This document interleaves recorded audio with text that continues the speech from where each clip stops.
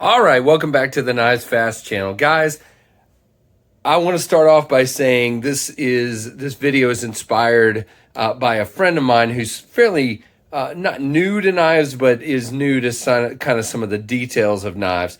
So I'm going to start a series of videos, and we're going to call them the Knife Professor. And guys, please, I know some of you who are enthusiasts in the hobby know a whole lot more about the details of knives than I do. So please don't hit me up in the comments. I'm sure I'm going to say some things that aren't exactly the way you would say them, but this video is aimed at people who are new to the hobby or maybe don't know some of the details. And as I do more of these videos as time goes on, those will be aimed at that as well. So this first one I'm going to call Knife Basics. And guys, I'm not going to get into a lot of details in this one. I'm literally just going to touch some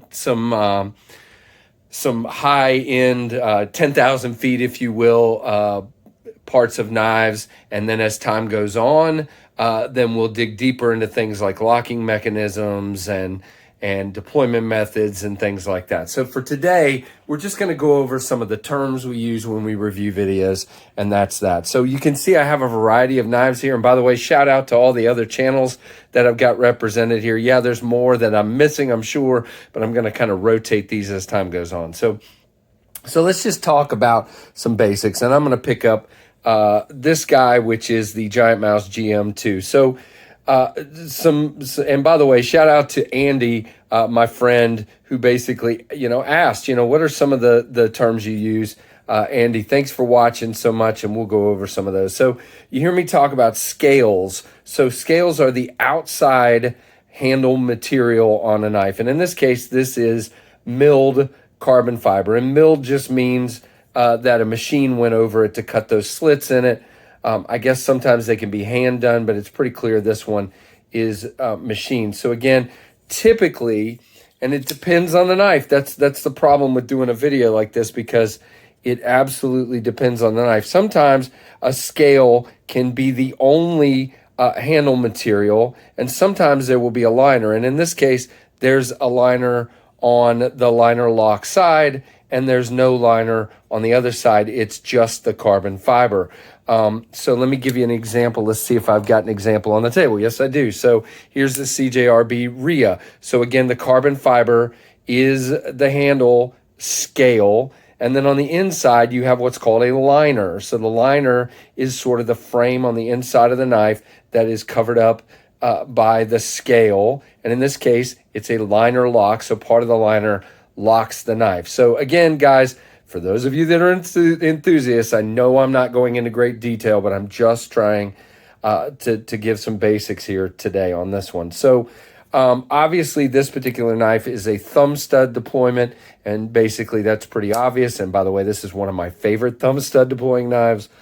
So there you go. So obviously, this guy right here is called the pivot. So the part of the knife that the blade opens and closes on or rotates around is the pivot. So in some cases, you will see that there's a screw on one side and a hard pivot on the other. And in other cases, let's see, in other cases, and this is the by the way, that was the RIA, and this is the CJRB Centris, a Dylan Mallory design.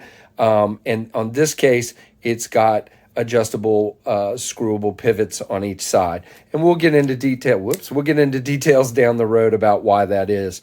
Obviously, we'll also get into different blade shapes and stuff. We're not really going to do that a lot on this video today. So you guys will hear us talking about pocket clips and whether they're deep carry or not. And in this case, this is called a loop over pocket clip. And so basically that just means it's screwed underneath, but focus issues, and then it loops over the top of the screws. This is not a deep carry because there is some of the knife hanging out, and I don't know if I have a true deep carry sitting here. Of course I don't.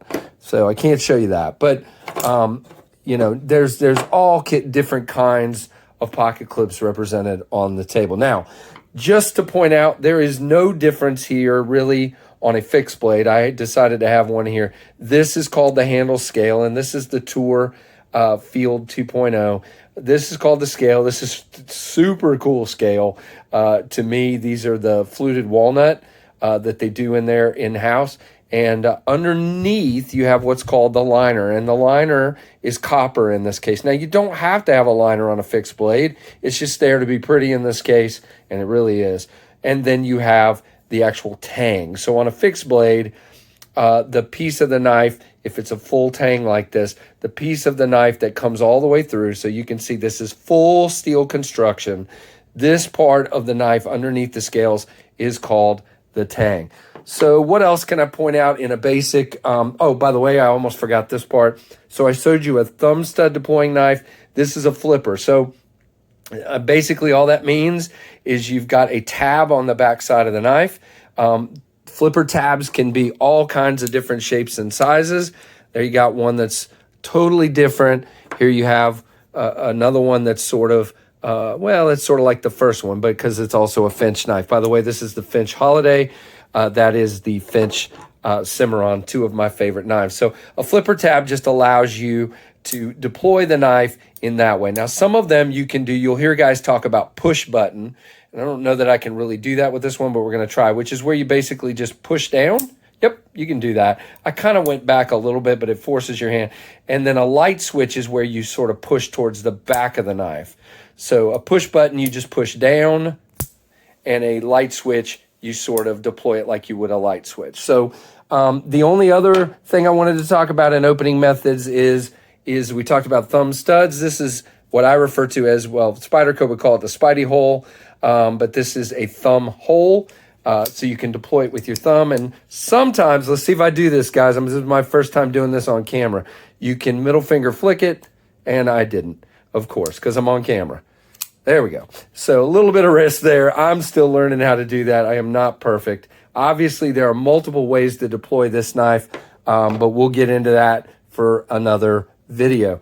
And I do like multiple deployment methods, guys. This particular knife, the SOG Terminus XR, you can deploy it with a flipper. You can deploy it by just simply flicking the knife open with the lock, which we'll get into more details on the locks later, guys. I'm not going to do that today. And then you can also deploy this one with the thumb stud. So I love knives that you can deploy multiple ways. This one is a flipper and also the thumb hole. So there's all kinds of different things represented here. I've gone way longer than I usually go in a video, so I think I'm going to cut it there. But again, I'm going to get into things like different types of locks in more details. I'm going to get into to other details of handle scales and construction.